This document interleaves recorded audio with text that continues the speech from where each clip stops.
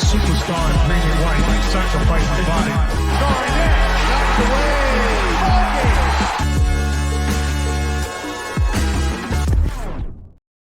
Welcome into another episode of First to the Floor. Ben Vallis here. Thanks for joining us. Hope you're doing well. Well, Brad Stevens has done it. The Celtics are all in and yet somehow maintain some flexibility and draft capital. Wayne Spooney and Jake Eisenberg are here to break it all down. Spooney, what a whirlwind 48 hours or so. How you doing, sir? How's this period been for you? Well, first of all, Ben, you clearly didn't get the memo. Jake and I are in matching shirts, so come on, dude. It was insane. I immediately went to our Slack and was like, "Oh my god!" and then realized it was like 2 a.m. for you guys, so I wasn't gonna get a response. Like, I am shocked, literally shocked. Like, Brad clearly we'll probably talk about his comments today, but like he clearly had his guy and he absolutely went for it, man. And I don't want to get into it now, but I am shocked. Dude, Jake? Someone take the trade machine away from Brad. Just let him cool off for a couple hours here. He can't help himself. I mean, this is the vision, it feels like. And I think he saw his chance to really put together what he saw as the best possible team that can win a title. And he spared no expense, but he thinks that there's words to be done. I haven't seen Brad smile like that in a while. It feels like some of this media day stuff, but yeah, we're here. Now, Jake, just for the interest of the listeners, Jake is back from a multi-day Bucks/bachelor party. I'm sure the fans, the listeners are dying. How are you holding up, Jake? I feel better now that I'm here in a safe. Like this is one thing I can still do is talk about the Celtics and it consumes Celtics things. So thankfully, Brad and the boys, media day. I need positive energy, positive vibes. I'm closer to Al Horford, retiring and me retiring from the Bender game. We're probably kind of on similar timelines in that regard. But yeah, three day bachelor parties are big. But I just missed. I think I was the first one to reply to Spooney because I was up again at like 5 a.m. just to get to start the next day watching football, and we call it a Super Monday. It's a vanilla rhubarb tea with a shot of Fireball, because beer when you wake up at 5 a.m. is a bit tough, but a vanilla rhubarb tea with a shot of Fireball, and then waking up to try and watch 3 screens of football, but then understand what the Jrue Holiday trade was at the same time, while also not being able to feel emotions. It was a lot. Oh, what an experience. What I would pay for that wild ride if somehow that could be simulated for me. All right, so the Jrue Holiday trade. First of all, I apologize. I have a knot in my brain where apparently at least 3 to 5 times per podcast I will say Drew Bledsoe instead of Jrue Holiday. I'll apologize in advance for that. We're going to run through the good, the bad, and the neutral aspects of the trade. The trade, of course, being Rob Williams, Malcolm Brogdon, a 2024 first-round pick via the Warriors, and a 2029 unprotected first-round pick via us, the Celtics, going out to the Portland Trailblazers for one, Jrue Holiday. Got that right the first time. There we go. Let's just start with the good here, Spooney. And the first point I had is that we've solved at least some of our playmaking concerns. And if you look at the rankings for Jrue Holiday, he's not top 90th percentile really in any playmaking metrics among starting point guards in the league. And yet we did have a glaring hole as far as just someone who knew what they were doing, setting the table, offensively speaking. Now we have really one of the premier point guards in the league, especially defensively, on the team. We'll start there as one of the good aspects. Do you agree that plugs that hole for us? Yeah, I absolutely do. We were all talking about how Smart's a plus playmaker, and he absolutely is. But do you remember way back, Ben, when Celtics Jay was on the pod, and he and I went back and forth for a half an hour with Marcus Smart versus Jrue Holiday? Oh, yeah. For a long time. He talked for 25 minutes of it, but I got a tight 5 at the end. And my main argument was the playmaking gap. Jrue is just a different level of playmaker. I think Marcus is sort of a more instinctual passer. If he gets it on the move, he will find the guy quicker. But Jrue is what we wanted out of Brogdon. He's he gets so much more defensive attention. He gets to the rim a lot easier, so he just draws a lot more attention, and he makes that easy pass all the time, the ones that Brogdon rejected over and over again. So I absolutely do. Like, if you look at his assist percentage, it's like mid-30s, low mid-30s, and Smart was around 26, and Smart led the team last year. So Jrue's just a big step up, and that Milwaukee team's a weird team to run. Like, they have spacing issues. Like, Giannis gets a lot of the ball, so he's not like, it's not like he's running 25 high pick and rolls a game. They probably should have, but they didn't. Middleton's getting on the ball, so I really think like late in a game, you can give the ball to Jrue, have, Porzingis or Tatum set a double screen, and you got White and Brown, like space in the corner. I mean, come on, man. I could make a pass to that offense. Oh my God. I have a long list of good about this trade. It's ultimately, I think we're all on the same page here. It's very good that we have Jrue Bledsoe. But Jake, I'll throw it to you. Otherwise, I'll talk all day about how damn excited I am. Well, see, now I don't know if these are Freudian slips or not. Was that a Freudian slip, or was that a purposeful Jrue Bledsoe? Guys, I don't know. No, it's always a Freudian slip. I want to say that. I apologize in advance. It will happen again. Okay. You just have to replace it in your mind, because clearly I can't do it. Just so we're all on the same page, audience. Whenever you do say Jrue Bledsoe, it's a mistake. I just want to know. Yeah, 1,000%. So it's funny for everybody. Terrible mistake. Right. So it's not a purposeful joke, but it's just funny for everybody else. I am an idiot. That's fantastic. Well, perfect. Consistency from Ben as always. Yeah, man. Look, we just added like an all-star, like another one to the team, and I mean, like last podcast, right? I think I was probably the one that was the most. We literally threw out this exact package, as did everybody, right? Mm-hmm. It was, and we were like, oh, how much does that increase our odds of winning the title? Especially when you talk about the rental part of it. But all the reports so far are like, I would not be shocked if it's just like the 2-year extension when it's eligible, and you put Porzingis and Derek White on that same timeline. Then the risk becomes, it's not as risky to throw out those picks. But man, Brad is in the screw them picks mindset right now. Yeah. But something that we definitely have talked about and were worried about a little bit was that we lost the heart and soul of the team, and like that specific heart and soul, what endeared him to us and to Celtics fans was his ability to be first to the floor, that grit, the defensive playmaking, the defensive creativity that Marcus Smart had. Like, the first thing that comes to mind is playing the Clippers in LA, and Marcus Smart, there's a ball going to the sideline, he dives, he throws it off Kawhi's shin, and it goes out of bounds, and they get the ball back. We didn't have that guy. Like, we had Derek White on that team, but there was just a special type of way that Marcus Smart makes those sorts of plays, winning plays. Yeah. Jrue Holiday's like defining moment as an NBA player is stripping Devin Booker in the finals, going down the other end, alley-oop, Giannis and one, but more or less clinches an NBA title. And so bringing a guy like that we were going to miss, and there was going to be a void we were going to make up for in other ways, but to bring that guy in that we know is so important, that can swing games, that's the part that I'm like most excited about, to get that energy back in the game. We didn't have that with Brogdon. Mm-hmm. So, yeah, I agree with all of that. And other than what we've touched on so far, Spoonie, what's sort of the best thing that jumps off the page to you about this acquisition? I mean, so it's like we'll never have played a game without Marcus Smart, essentially, on the defensive end, because Jrue and Marcus have been 1-2 for defensive guards for the past decade, basically. Mm-hmm. So you pair him. We already saw it. Actually, Smart kind of had like a kind of poor, not poor, but poor for his standards defensive season last year. Jrue did not.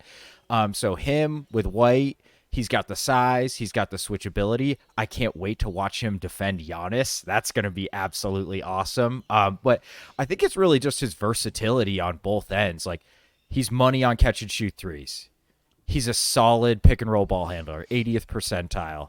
And he's a 70th percentile ISO defender, right? So, like, he defends his man, he can shoot, he can play make, he can run a pick and roll. The only problem is really his age, but at this point, Brad, I don't know whose 2K save we're living in now, but Brad Stevens is the player. It's his, I guess, because this is insane. But I just think like he can play in every single lineup we roll out there. It does not matter who. He can probably move up to the 3 at times if we need him to. Like, there's just a million things you can do. You could park him in the corner. You can make him he can post up. Like, he's a good post up scorer too. Like, he's good, man. It's crazy. Yeah, it's absolutely insane. If you think about the way that so many plays ended for the Celtics last year with Marcus Smart catching and shooting and often missing because he's just not that good a three-point shooter, except in the playoffs, apparently, where he had a massive uptick in shooting percentage, and Jrue went the other way. But throughout the regular season last year, you mentioned this, Spoonie, Jrue, 45% on catch and shoot threes. If that's the way that play is going to continue to end for the Celtics, but it's Jrue catching and shooting, like, that's a high clip, very efficient way to run every play. I brought up his basketball index player card, which sort of highlights their highest and lowest rankings here. A lot of stuff we've already mentioned. So perimeter isolation defense, top 99.9 percentile in the league, ranked 5th overall. Rim shot making, ranked 7th overall. Teammate rim protection, teammate screener rim defense, and ball screen navigation, which leads me to, we've got this two-pronged, amazing, switchable guard defense. Derek White at the 2, I suppose that's how it's going to work out. Eric Bledsoe, Jrue Holiday, my God, Jrue Holiday at the 1. Like, how do you attack that? If you're looking at, I guess, the Bucks, for example, Dame, huge acquisition for them, but very exploitative defensively with us going at them and constantly hunting Dame on mismatches. How do opposing teams attack the Celtics with how stacked we are defensively? And the thing that comes to mind is, okay, Porzingis, he's going to be the lone big, the starting 5. You know, how are we going to navigate what drop defense looks like? We're definitely switchable 1 through 4. And then really where it becomes tough is, like, you know, can Porzingis come up to the ball and either handle those switches, or do we have enough screen navigation now between Derek and Jrue that it doesn't matter because they can just, like, jump through the screens and continue to defend the ball handler? So, Jake, how do you think that's going to work out? Yeah, look, I had another one. Like, Brad just picked up a guy that is like similar to Porzingis, popping up in all of these metrics. Like, what are we looking at here? So if you're not watching on YouTube, there's a graph where the bottom axis is perimeter isolation defense and the vertical axis is off-ball chaser defense. And in the far top right alone, out of all defenders in the NBA, is Jrue Holiday. And Marcus Smart's kind of like down in the middle to the right, and this is all regular season defense. And we kind of know that Marcus Smart slipped in that way. Bring in a guy like Jrue Holiday, who last season had one of the best defensive seasons in the NBA. And we're talking about a defense that's going to be drop heavy. I think, as you said, I reckon, I envision switching 1 through 4 is probably going to be the move. And then we play drop when it comes to Porzingis and Al. And Al can still switch a little bit when it comes to the regular season. But, man, the point of the attack being Derek White and Jrue Holiday for just any game is absurd. But then when your number one opponent is going to be Giannis and Dame pick and roll, and you have maybe the 2 best screen navigators in the NBA last season, Brad, dude, like, he on both ends, like, it's an upgrade. And I know I saw a comment here about Jrue Holiday's playoff percentages, because we're going to have to talk about that, because shooting wise they were kind of inverse players, regular season versus playoffs. But as we'll talk about it now, last episode we did say Jrue Holiday has been significantly overtaxed in his offensive role the last couple of seasons. Middleton's barely been healthy, and Jrue Holiday as your primary ball handler, basically shared it with Giannis. Your primary guard handler, they didn't have a wing handler. It's too much for Jrue. Versus now, he's going to be catching and shooting, secondary playmaking. I think that those percentages come up in the playoffs. But even if they don't, like, if he's 32% in the playoffs, but he's still giving you everything else, you can still win the title. The year they won the title, he shot 30% from 3 as well. But hey, if those regular season percentages carry to the playoffs, then, like, this could be just too easy. Yeah, and even though he was himself inefficient in the playoffs, I pulled up his on-offs for the last 2 playoffs combined. With Jrue Holiday on, the Bucks were plus 1.2. With him off, they were minus 7.6. With him on, the offense 111.2, which would have been an average playoff offense.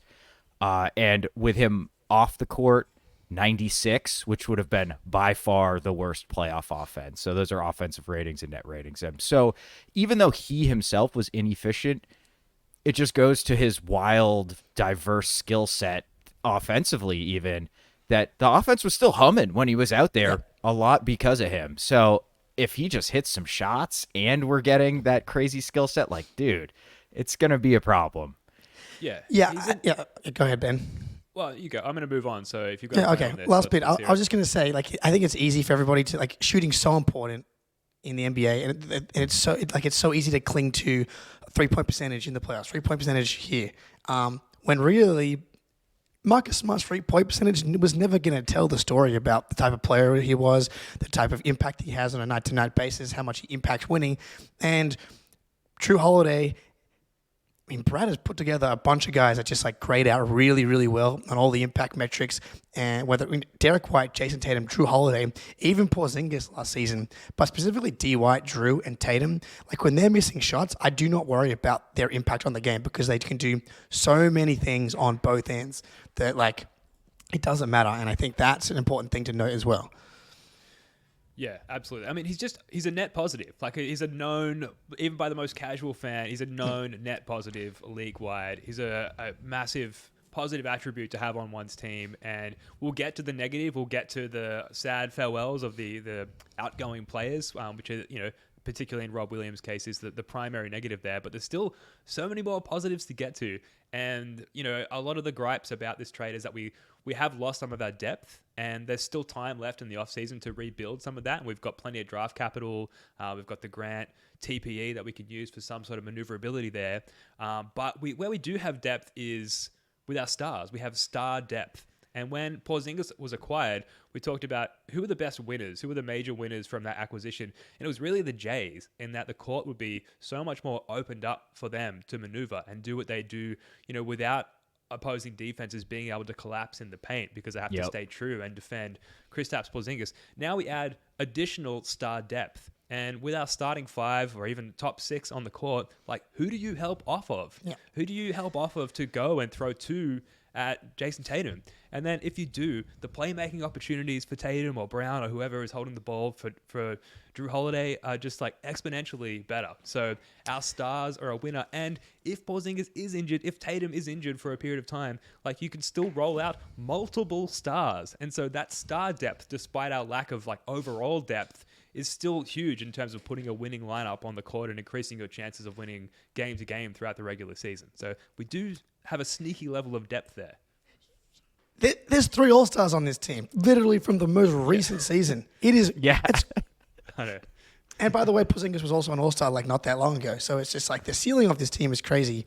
Yeah, the helping off thing, I haven't dug into Bucks film as anywhere closely as I've looked at all the Celtics playoff games the last couple of years. But, the Heat loved helping off Marcus Smart. The Warriors loved helping off Marcus Smart.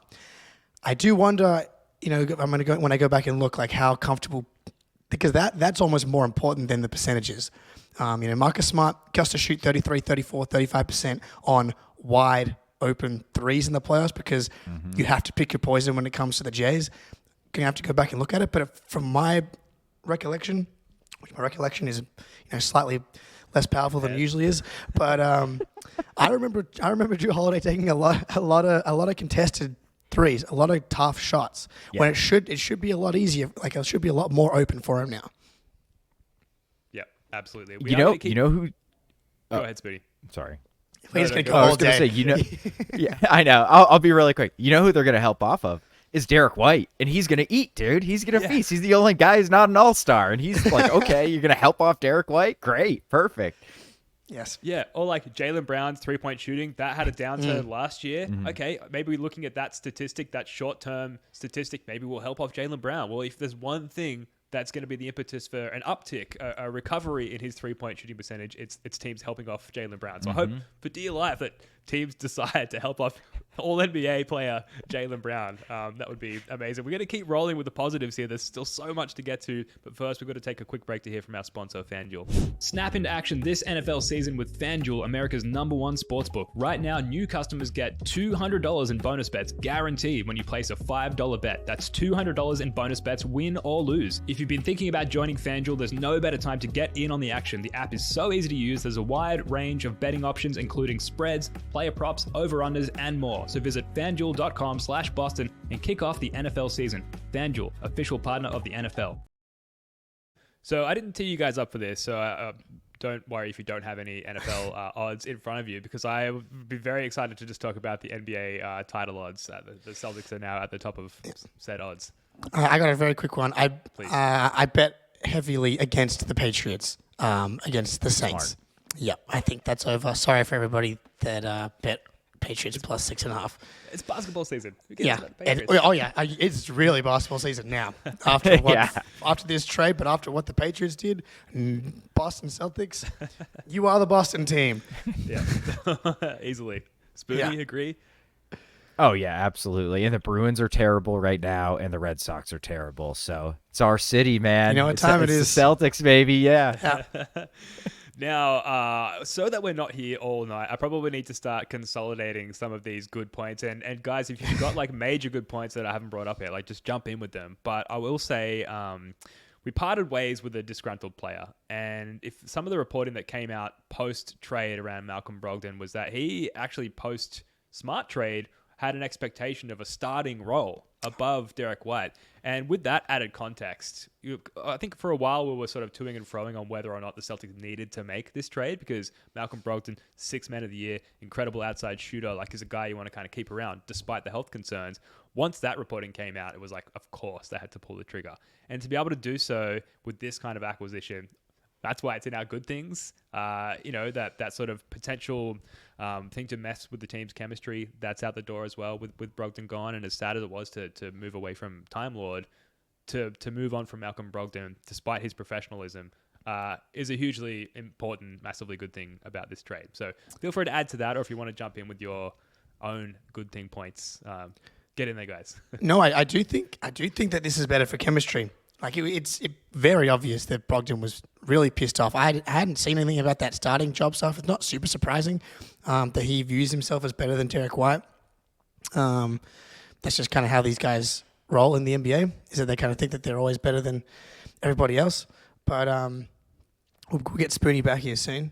But yeah, so I think that's an chemistry-wise easily an improvement. Like Jrue Holiday is like known as the locker room guy. Everybody absolutely loves him.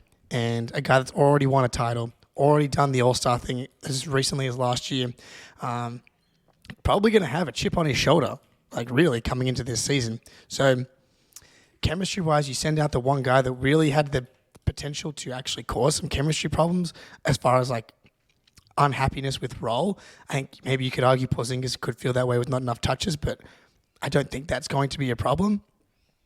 Brogdon, even last year, talked so much about sacrifice.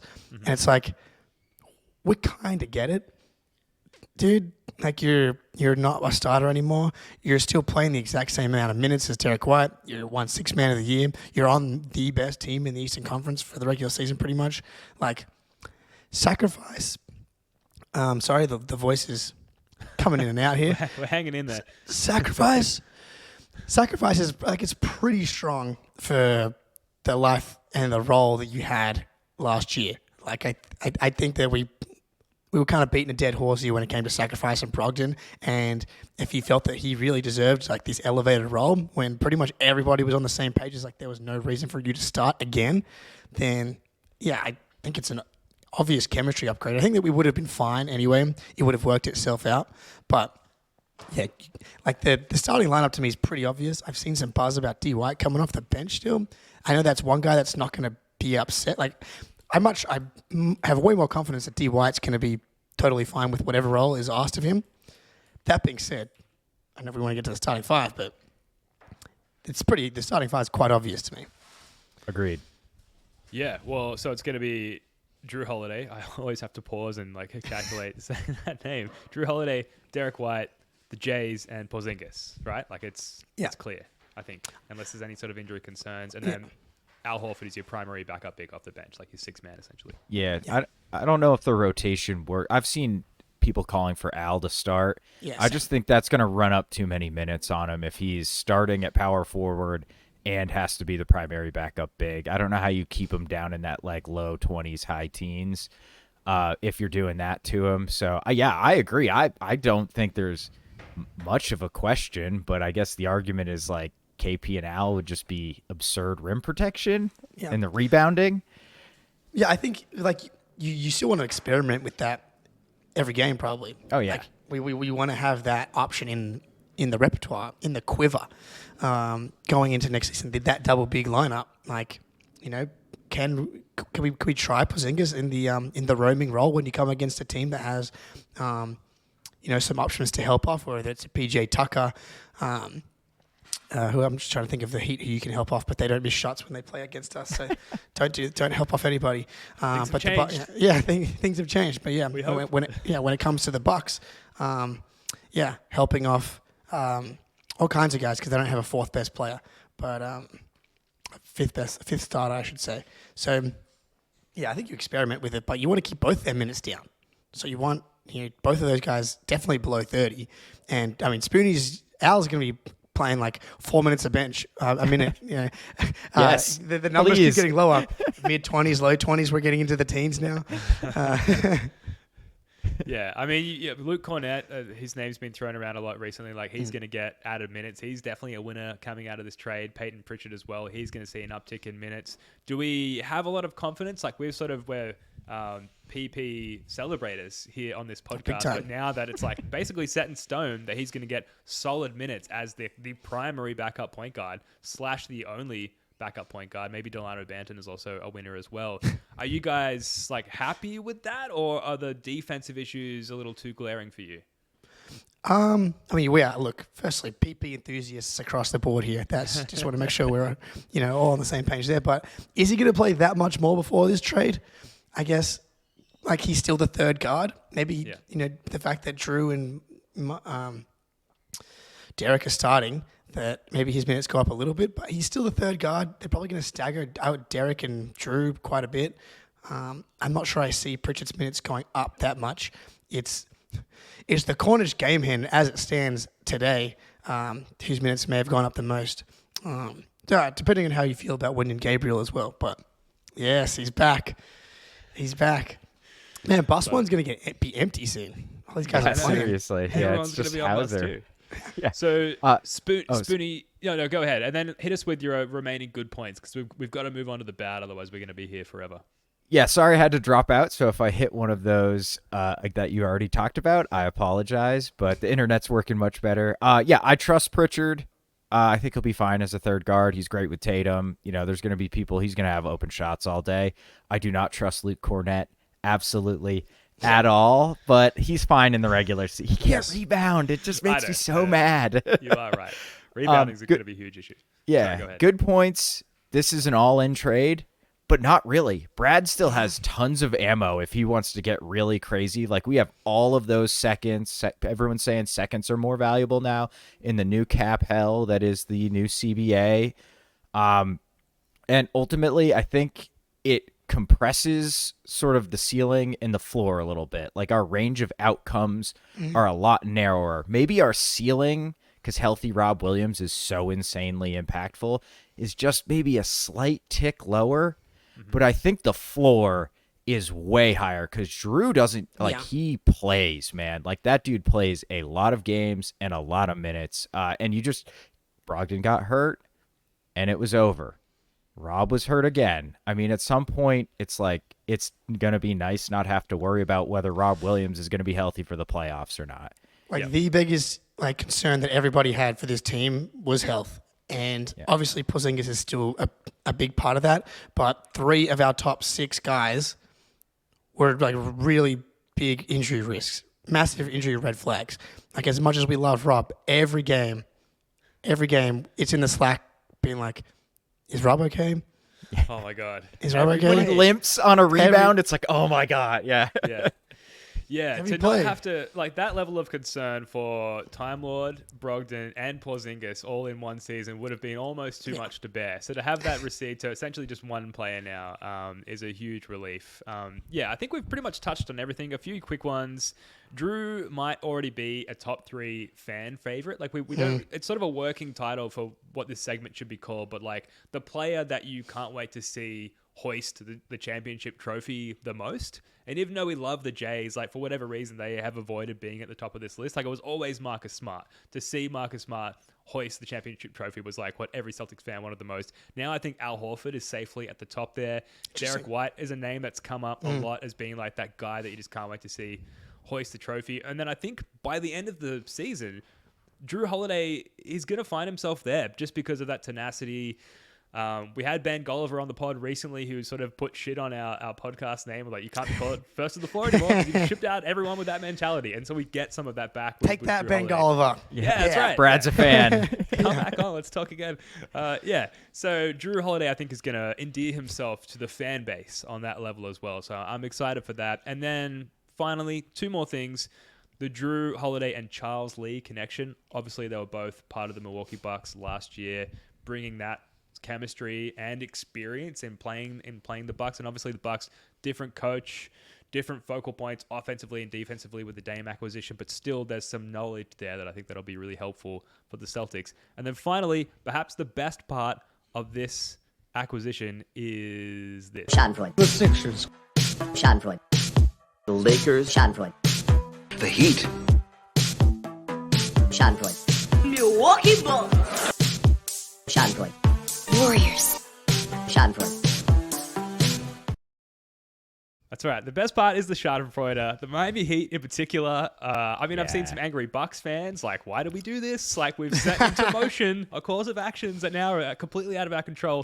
Meanwhile, the Miami Heat, other than Jimmy Butler rocking up to Media Day with an emo haircut, have not. That's really been the biggest boom of their offseason is Jimmy Butler's haircut.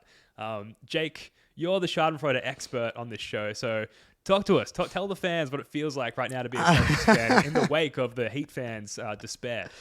Man, because I speak for myself, but the Heat are at the top of the list of teams that I hate the most at this point in my fandom. As much as it's going to, like, we have our battles with the Bucks, I really respect Giannis and Dame have always been one of my favorite players. Like, I don't have a lot of hate in particular for the Bucks. What they've done successful, like how they've been successful, it doesn't feel like fluky. It's like grit, it's size, it's, when it comes to the Heat, it's all fugazi. They should not be how do they keep getting away with it?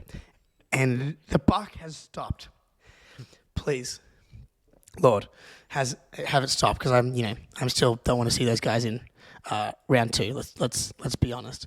But this is a disaster for them. Like, on the last episode, we were like, please, they cannot get Jrue Holiday, because that would be a problem. Like, Dame would have been a real problem. Them adding Jrue Holiday with some of the stuff they were still going to have to send out would have been a real problem with the way that they already defend the Celtics. Adding Jrue to that Heat team that already defends the Celtics well, and you replace Gabe Vincent with freaking Jrue Holiday at the point of attack. Didn't want to see that. Didn't want to see that at all. You flip that the other way around, and it's just beautiful. And seeing Jimmy sit there with his emo haircut was a good choice. I'd be emotional too if I was Jimmy Butler. Tough day for Pat Riley and the boys. Like, we got to start giving Pat Riley the Danny Ainge almost got the star label. Can we, like, where is that? Reenie does that, dude. Yeah, I know. Reenie does He's that. all over Yeah. They miss out on everything. And they're in a place like with Danny, where Danny had to win every deal. He could tell, every GM felt like they knew that Pat Riley and Danny wanted to screw them over, and they just never got any deals done because they had to win the trade by so much. And now Jimmy Butler and Bam Adebayo and Nikola Jovic are hopefully here to save the day. I got a text from my Sixers fan buddy immediately after the trade. It's over. We missed our window. Yeah. And that was it. So, pretty good stuff. Oh, man. They're like so dead. They're so dead. It's great.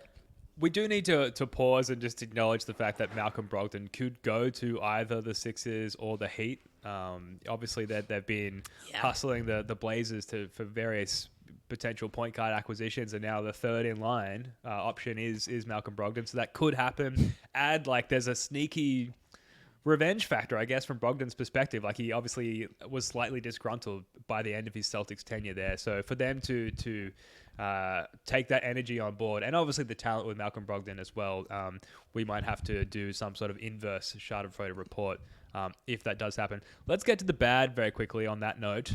Spoonie, let's start with you. The huge hit to our big men depth. We talked about the makeup in star depth, but how do you see the Celtics sort of dealing with that issue?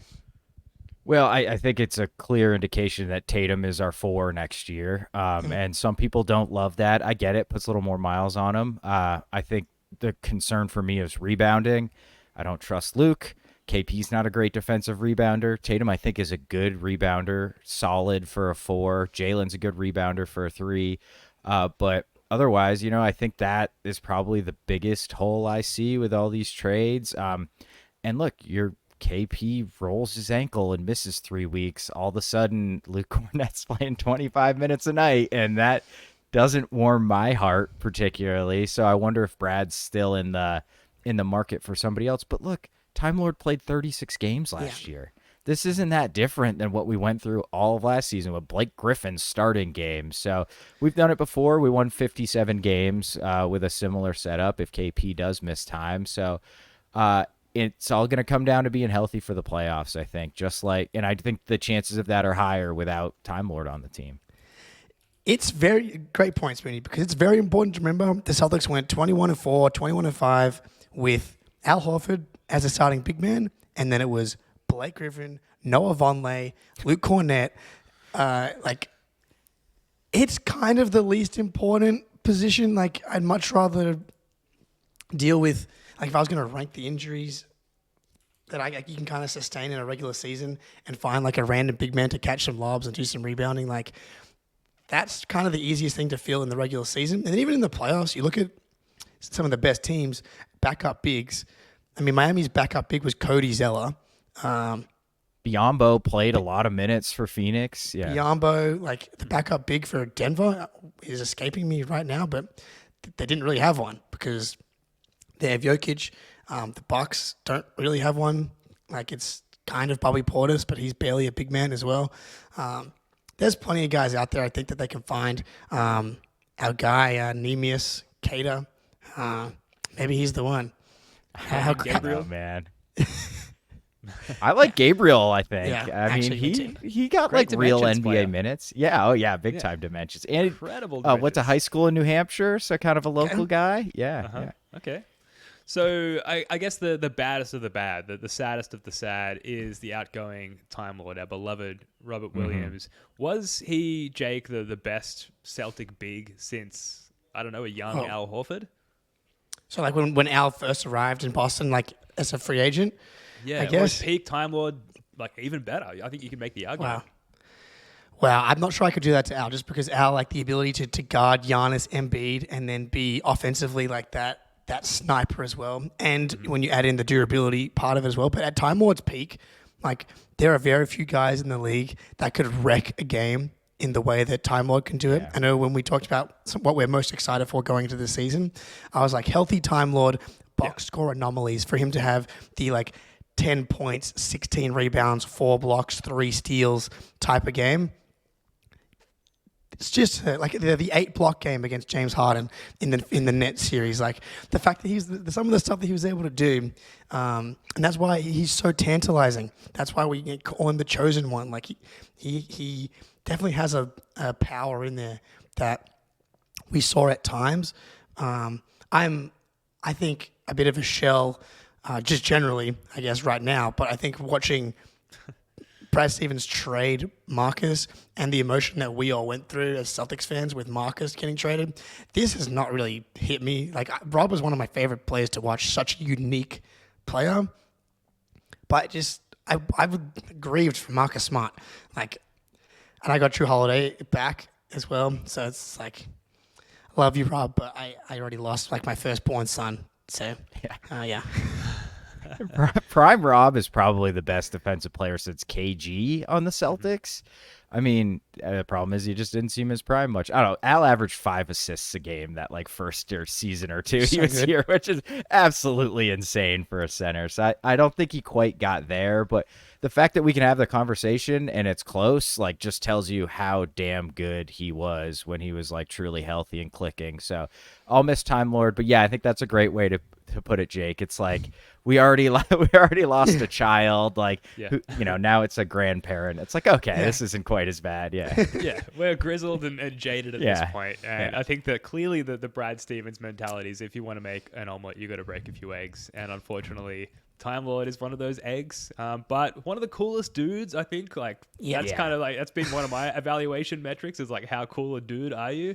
And like, the Time Lord always right up there, so he will be missed. I think Portland are gonna love him, and the opportunity to play at least initially behind DeAndre Ayton is going to give him some longevity, and I wouldn't be surprised if he plays himself into favor, not only with the fans, but with the front office there, given some of the shortcomings we've seen with DeAndre Ayton. So that's definitely the baddest of the bad with the Jrue Holiday, which we're all agreeing is like very much ultimately a wonderful, terrific thing. We talked about Drew's playoff inefficiency. We talked about Pritchard, and maybe it looks like only my concerns about him being the primary backup point guard. Before we get to the financial situation, rebounding is probably statistically and team-wise the most glaring hole for the Celtics. Time Lord, his offensive rebounds, so much fun. Just the many, many extra possessions that he would generate just by way of his offensive rebounding. Porzingis is not a known rebounder, full stop, on either end of the court. Tatum is, but often like put there in a good rebounding position. Both of you guys just refuse to swallow the Tatum rebounding propaganda. Okay, well, tell us everything's going to be okay, Jake, and why. Firstly, the guys that lead rebounding on every team get like 3 to 5 very easy rebounds every game. That's just the nature of being that guy. Tatum talked about it in his kind of media day stuff today. Like, everybody needs to do more. If you need to go from 8 rebounds a game to 11 rebounds a game, the guy that I want to see a rebounding jump from is Jalen. There's absolutely no reason that he shouldn't be one of the better rebounding wings in the league as well. So I think if you have Tatum and Jalen like really bought in on the defensive glass, and before Rob came back, I don't remember the exact ranking they were, but they were pretty sure they were top 5 in defensive rebounding percentage before Rob even came back. And then when Rob did come back, they were shot straight up to first. But they were still a really good defensive rebounding team with Horford, Tatum, and Jalen as like their main rebounders. I remember Zach Lowe wrote like a bit of a thing about their commitment to gang rebounding. And it was actually a bit of an adjustment having Rob come back, because it was like, oh, we have Rob. We don't need to rebound anymore. Having them all bought into gang rebounding, I actually think is fine when you have Jalen and Jason out there for the most part as well. Yeah, White boxes out, Jrue boxes out. KP is 7'3", so he is gonna get some rebounds, but we will miss like, wow, Rob Williams got 4 offensive rebounds in that possession, and he like willed us into a bucket. But I think if you're gonna concede anything, rebounding is probably the least important thing. Like, if you're just scoring on people and locking them down, you can give up 2 or 3 extra offensive rebounds a game, and it's not really going to hurt you. Yeah, the Houston Rockets were first in the league in offensive rebounding percentage last year. So there you go. Yeah.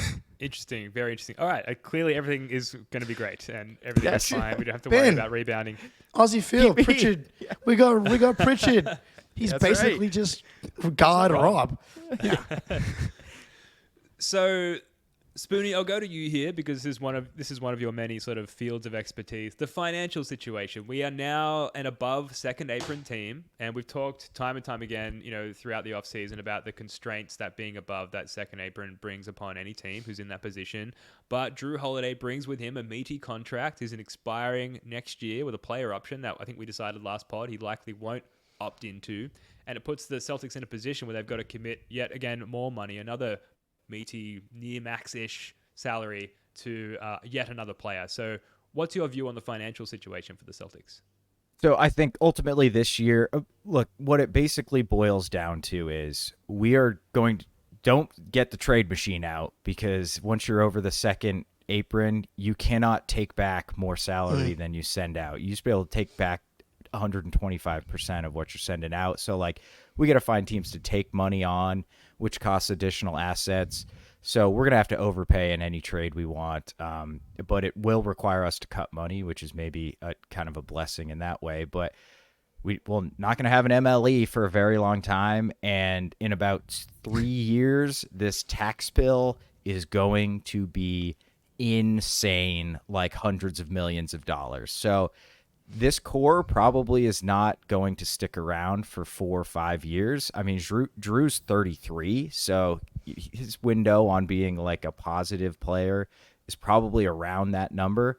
But once Tatum's Supermax hits, I don't know what we're going to do. I doubt Wick is writing $200 million luxury tax bills. But so we're in a tough spot, but it all goes more to like, look, Wick put his money where his mouth is, man. Like we're deep into the luxury tax now. It's going to hurt.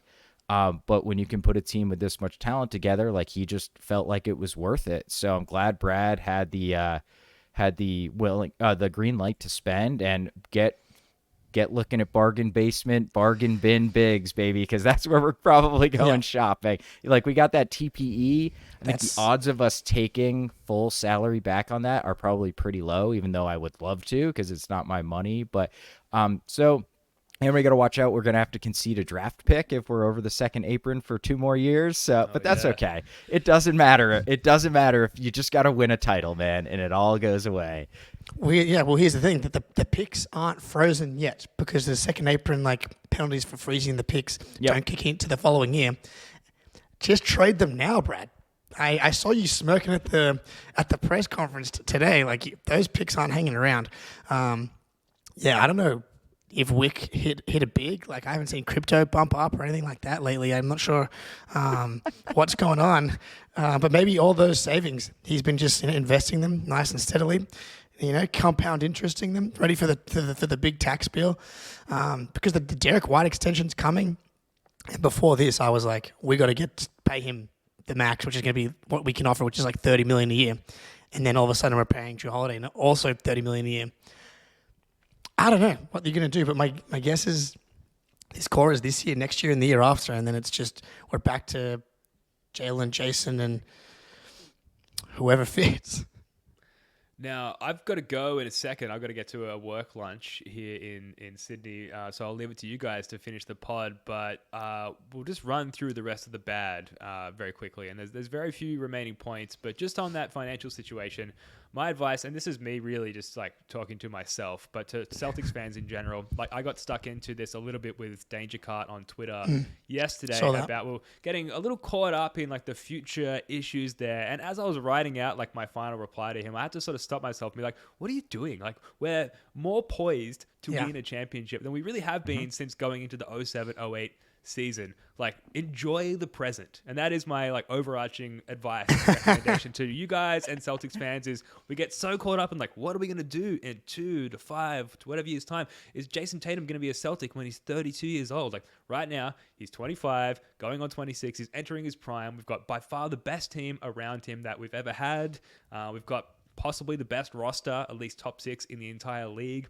Enjoy the moment because it will end and there will be issues down the road. And if we spend the whole time worrying about what's coming next, we're never going to be able to enjoy what's happening right now. So again, that's a pep talk for myself because I am one of the most neurotic Celtics fans probably in existence. So it's for me, and I know that there are others out there like me. So let's get to those final bad points before I drop off here. So we talked about the financial situation. One point I had was, did we pivot away from our new values? And what we talked about after the Porzingis acquisition was how our defense would change, how we might play a lot more zone, and we were sort of leaning into size rather than this tiny, small, switch everything kind of defense. And have we suddenly just completely pivoted back away from that? And I suppose, does that leave Porzingis out to dry a little bit defensively, and that he will be sort of required to come up to the ball and guard pick and rolls differently than we would have been if we were double big with Time Lord and Porzingis? So have we sort of spent most of the offseason committing to a new basketball philosophy and set of values, and then have we suddenly at the last minute pivoted away from that, Spoonie, and is that a bad thing? So I think so, but I think if you look positional size wise, like we're still pretty big. Like Drew's a huge point guard. Derek White's probably an average size shooting guard. Jalen about average size small forward, and Tatum, I don't know, just Tatum like 6'19" now at this point. Like he's huge. Like he's huge. I think he's fine at power forward. And like Drew's bigger than Marcus Smart, right? So he's really replacing Smart. And I think it's really just losing Rob is where we lose that huge size because we can't go double bigs as nearly as often. But if we need it, we can run KP and Al and Tatum and Jalen and Jrue Holiday out there. Like I think it's I think you're right. Yeah, that's a massive lineup, right? So I think you're right, Ben, that we've pivoted from like we always play big to we can play any way you want at any time with a bunch of different personnel out there. So I do think it's a pivot, but I think it's a pivot towards more versatility. Yep, totally agree. I think size-wise, they're just pretty big at every position. We just don't have the jumbo squad on the crew now. And like the zone that they ran in the Summer League was probably a waste of time now, but that's okay. I love that with every bad point I put in air quotes that we've been able to bring up. There's been a really easy way to negate that actually not being doing it, not today. A cause for concern. And maybe like go, after you listen to this and subscribe on all platforms and share it with all your family and friends, go check out a few other podcasts. Like I know that the Dunked On Pod did a more objective overview of the trade for the Celtics there, but we can't help ourselves. It's incredible. Guys, I do have to go, so I'll leave it to you to wrap up the pod. There's obviously still plenty to get to, but unfortunately, I've got a work engagement I've got to get to. Thanks, everyone, for tuning in. Enjoy your time with Spoonie and Jake, and I'll talk to you all soon. See you, dude. Very much. See you guys. See you, Ben. Oh, I missed him. Damn it. That's right. Now it's just two guys when we're matching shirts. Yeah, that's right. Oh, I'm screen capping this, man. Might make it my Twitter profile. So real quick, Jake, I want to know your thoughts on this because like my entire like career of being a Celtics fan has been making the argument that Marcus Smart is a better defensive player than Jrue Holiday. So one, I'm going to try to maintain that this entire season. Do you feel like you're gonna cave and you're gonna say Drew's better? Because I probably will. Well, here's the thing. I feel like we're okay because I was 100% on the Marcus Smart is a better defender the year that we had that defense and Marcus Smart won Defensive Player of the Year. That was easy, right? Yeah. We talked all year long about how Marcus was not good relative to his standards on defense last season. I think we're okay to say that last season, Jrue Holiday was a better defender than Marcus Smart. Okay. That's objectively fair, and I think we're okay there. Career-wise, I still like the way that Marcus Smart gives you, like, can Jrue Holiday defend like Joel Embiid like 12 possessions in a game? I don't think so, right? And I just think that was the special part about Marcus for me was the rejecting Bam Adebayo at the rim, being able to throw him and just embracing the challenge of guarding like the biggest guys in the league. I know Jrue Holiday is technically bigger, but that's what I always loved about Smart. So career-wise, I still give the edge to Marcus as a defender, but last season Jrue was the better defender and it wasn't that close. But career-wise, I love that answer. I absolutely love that answer so much. And I'm storing it up here, lock and key, to make sure I bust it out. But yeah, and look, like Smart has taken a lot of miles on his body. So I actually think you could say this about Smart and Brogdon, because Brogdon's offense was kind of Miami Heat style, like black magic. He just made a bunch of threes and was pretty terrible everywhere else. Like both those guys could be in for some regression next year. I guess you could say the same about Jrue, but so yeah, I love that, Jake. That's the absolute perfect answer. I don't know which one of us is hosting. So what do you want to talk about next? That's a great point. Do we have anything else bad we got? I mean, the Jrue Holiday true shooting percentage, we've kind of covered that.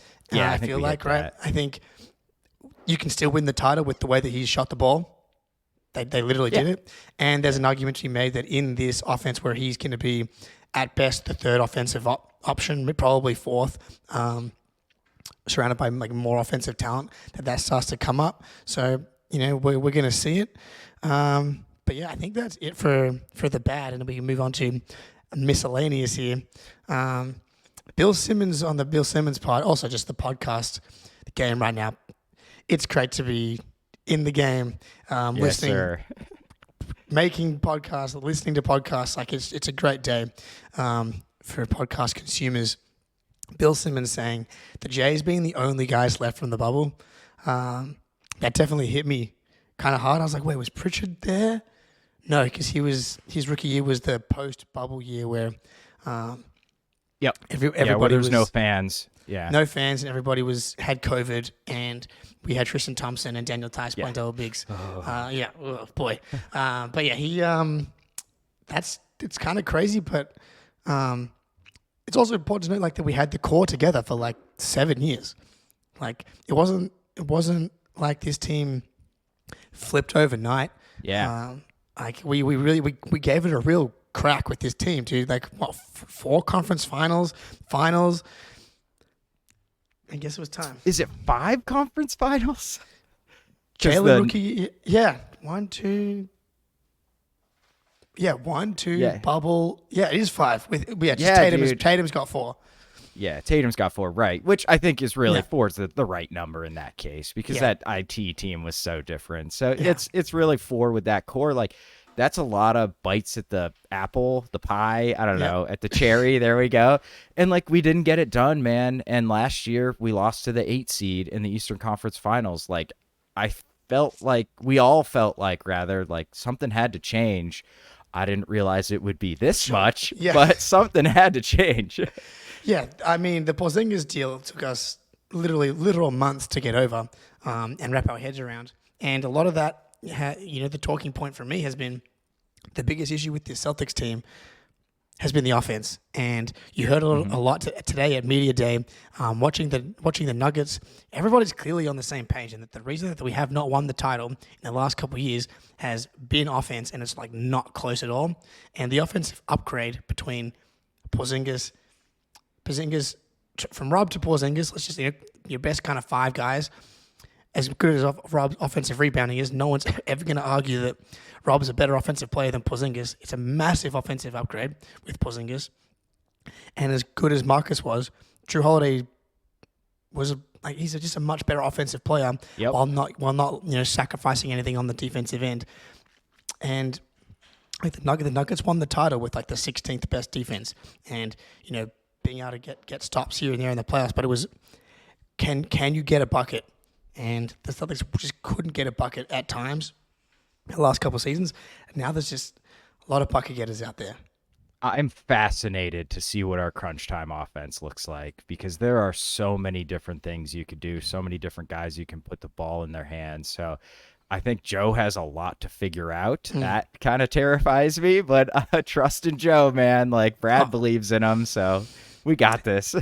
He can't be worse than last year. Like I think I'm not even a guy that thought Joe was terrible last year. I'm just more saying like his first year as a coach where he didn't have any time to prepare.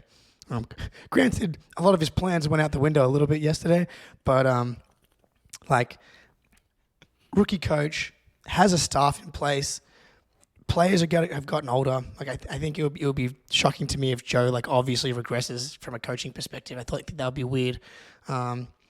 And then the other miscellaneous thing that Ben has here for us is a lot of this is just still going to come down to Tatum, and I'm so excited for him, dude. Like everything that's coming out of his mouth right now is just like grizzled veteran. He's just ready for this season to start.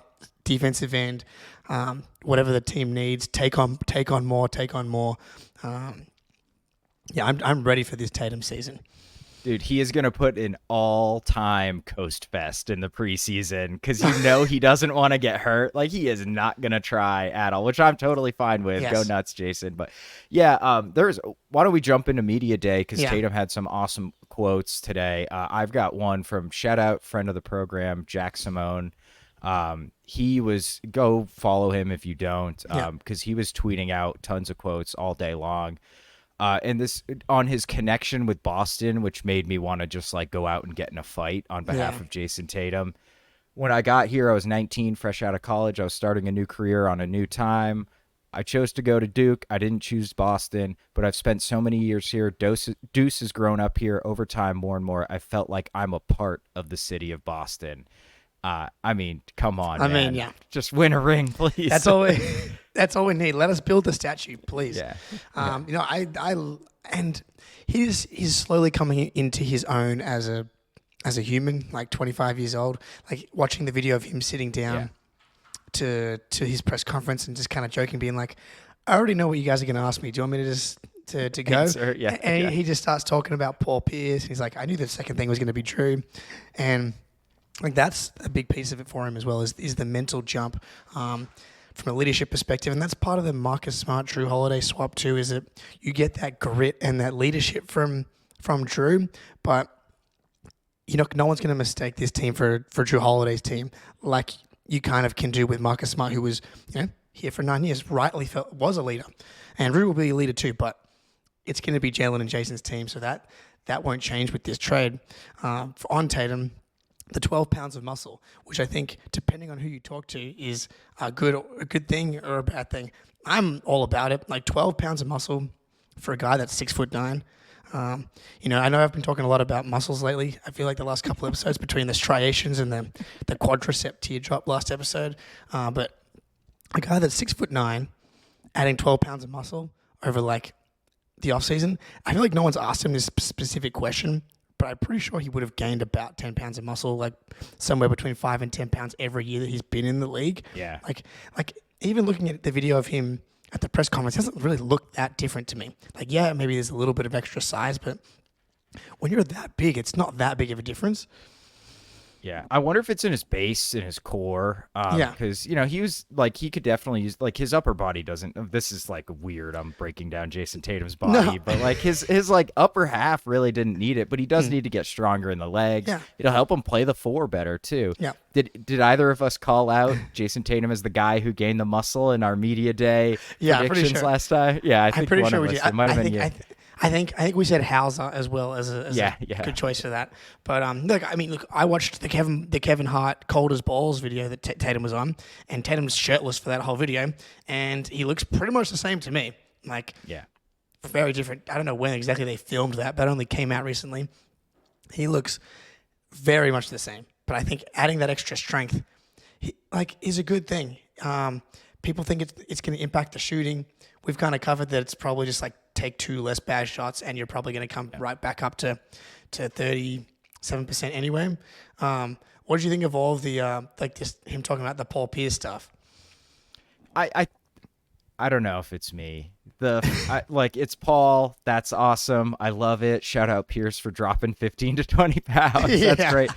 But it doesn't like get me like revved up, I guess, like it does a lot of people. Like was it like Giannis is working out with Hakeem, and it's like, okay, cool. He still can't make anything outside of 3 feet. So I think it's awesome. Paul is like being so involved with the team and specifically with Tatum. That's great. Not sure Paul Pierce is the greatest mentor for a young athlete, but I think it's cool. I mean, it's fun. It's a fun story. I do love how it's like they're helping each other. The fact that Pierce is losing 20 pounds. I do like the idea of just like 4 weeks straight, you know, in the gym every day. They got, you know, I know that they're not really Eye of the Tiger guys. I'm guessing it's more Drake and Future and guys like that. But I'm picturing Eye of the Tiger, Rocky, just every day. Tatum in the gym and Pierce giving him like little footwork tips, like how to use his shoulders, like some of that kinds of stuff. But I do feel like it's something that people have always like wished they saw more of, is like these legends getting involved with the Jays. And to have like a little 4-week boot camp, I think is fun. And have him share some of those stories about winning a championship.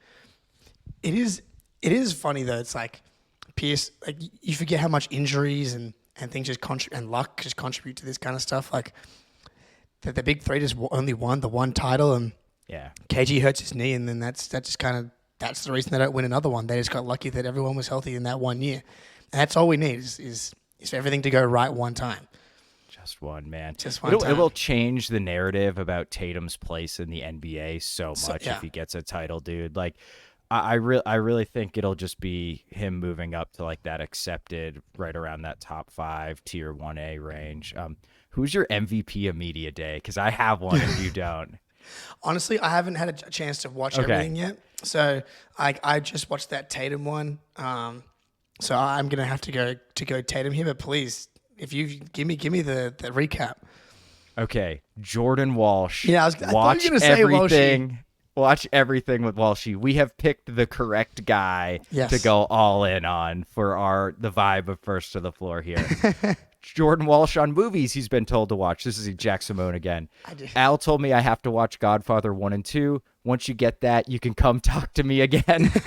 And then Jordan Walsh, when he was done, skipped away from the podium. Literally, like, skipped.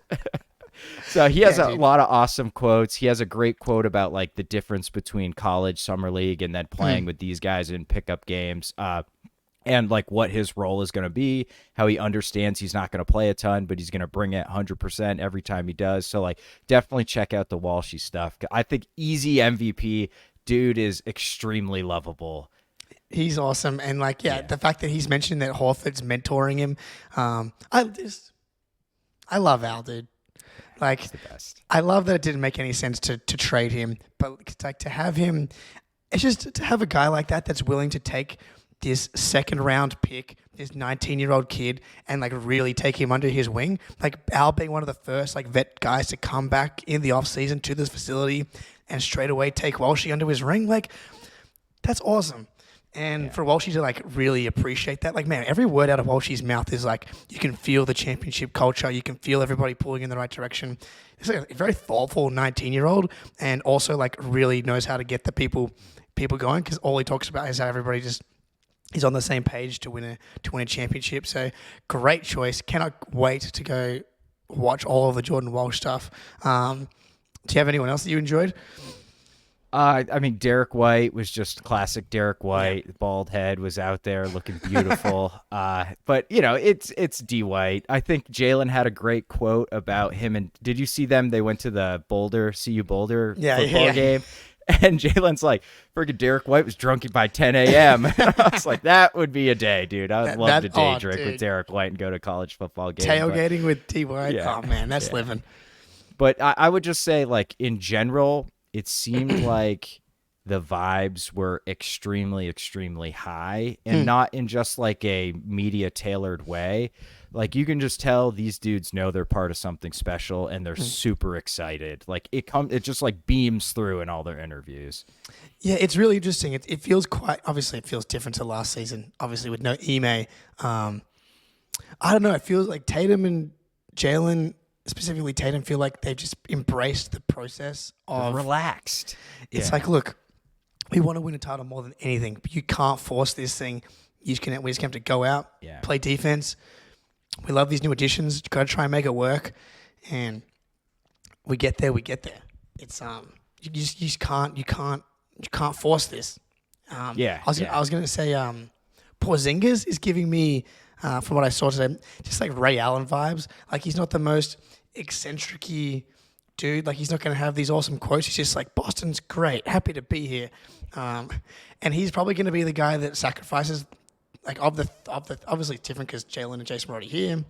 Yep. But like, he's going to be the guy that like changes what he's done the most. Like, when Ray Allen came to Boston, he was completely changed the way that he played and fit. And then just personality wise, he's just, I mean, no one's like Pierce and Garnett, like, obviously, but he was obviously like the most kind of relaxed, laid back of those three. And I feel like Porzingis is going to be kind of similar in that. I hope that he's just, I'm here, set screens, roll, play defense, and he probably leaves after his contract. And it's like, hopefully we had a title, and but, you know, he goes to another team for a contract. He feels more of like a mercenary to me than like Jrue Holiday does kind of coming in. Yeah, I think that's an absolutely spot-on comparison. We haven't really talked a lot about KP. We've just been so excited. But, yeah, he's going to have to change the way he plays. And he's not like a guard. Like, Jrue is going to have the ball. Even if he's taking less shots, like, he's going to take the ball up. He's going to run the actions. Like, there's going to be, like, games where KP just doesn't get nearly as many touches as he's used to. So let's hope he buys in. I think he will. When you got an injury history like that and you're on by far the best team he's ever played on, and he's like 27, 28 now. Like, you start to mature and understand like what it's really all about. Like, I think I get the impression he's maybe not the most exciting, funny guy in the world, but I also think he kind of understands what the task at hand is and will do everything he can to accomplish it. So that's a like spot on comparison, dude. Yeah, so I think that's fine. We don't need you to do anything besides hit shots, so you don't have to be funny.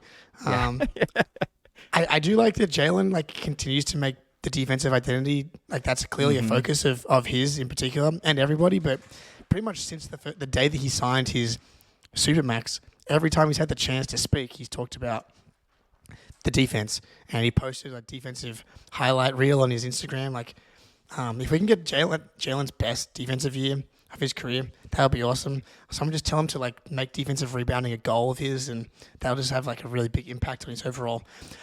Like, he always sucks at these impact metrics. If he just like focused on rebounding, that'd probably like just fix it naturally.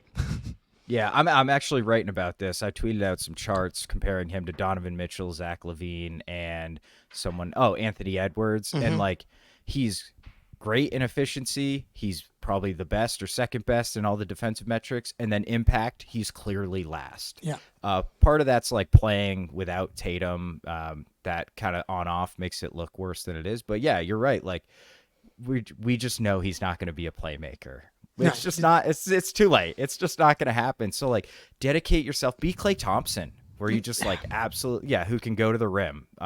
Just defend like insane. Take that on, and score efficiently. And you're good. That's a championship caliber number 2. Like, we've already seen it. So I think that's the mold. And you're right. It seems like it's like crazy how often he's bringing up defense. I absolutely love it. So, well, I hope he actually carries that into the season, because at least it's an easy thing to ask him about now. Jalen, you said defense was going to be a focus for you here. So you're getting lost off ball a couple times today. What happened to the defense? So I like that it's a focus, because it makes it easy to hold everybody accountable. If it's been a focus day in, day out going into the season, the media will be talking about it, and they'll be talking about it themselves. But yeah, I don't have too much more from a media day perspective. I'm sure there'll be much more that kind of comes out the next few days, but yeah. Yeah. Real quick, I guess before we go, we are running the Jordan Walshy jersey promo. Leave us a 5-star review on whatever podcast app you use. We will read them out, and we will randomly pick a winner at some point in the future here, and we will send you a Jordan Walshy jersey, the only one in the world, we think, probably. So yeah, figure out a way to get us your contact info or your Twitter handle, and we can go from there when you leave the review. But we were going to read some out today, but Ben has them, so we're not going to be able to do that. But next time we'll read a handful or half a dozen off. So please, 5-star, help the boys out, help us destroy that algorithm. But yeah, appreciate the support. Yeah, it doesn't have to be a Walshy jersey. We did decide as well. So it could be anything. Which is lame, but you can do it if you want. We wouldn't hold that against you. But yeah, man, we're almost there. Yes, sir. All right, you want to just roll it? Outro time? Let's do it. Thanks, everybody. Right. Appreciate everybody in the chat. Good to see you, Spoonie. And let's peace. Go out.